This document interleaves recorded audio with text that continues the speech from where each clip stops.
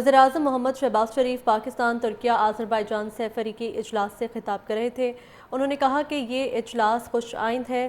مذہب، اقدار اور ثقافت ایک ہیں۔ ہم نے بھارت کو پہلگام واقعے پر تحقیقات کے لیے تعاون کی پیشکش کی۔ بھارت نے بغیر شواہد پاکستان پر الزام لگایا۔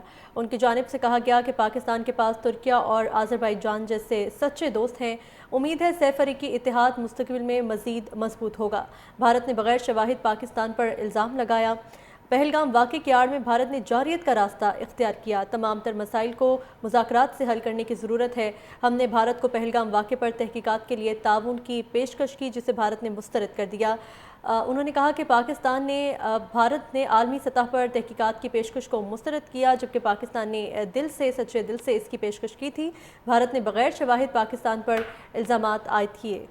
وزیراعظم محمد شہباز شریف کا پاکستان، ترکیہ، آذربائیجان سہ-فریقی اجلاس سے خطاب جاری تھا۔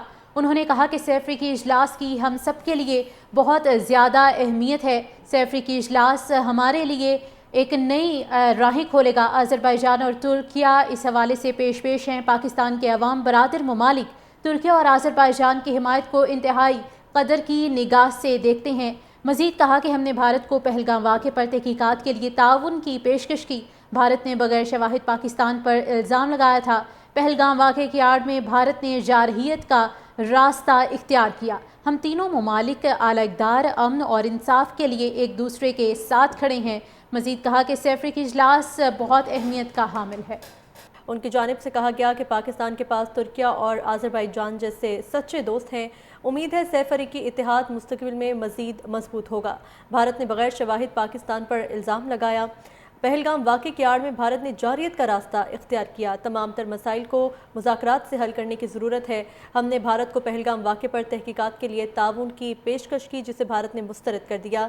انہوں نے کہا کہ بھارت نے عالمی سطح پر تحقیقات کی پیشکش کو مسترد کیا، جبکہ پاکستان نے سچے دل سے اس کی پیشکش کی تھی۔ بھارت نے بغیر شواہد پاکستان پر الزامات عائد کیے۔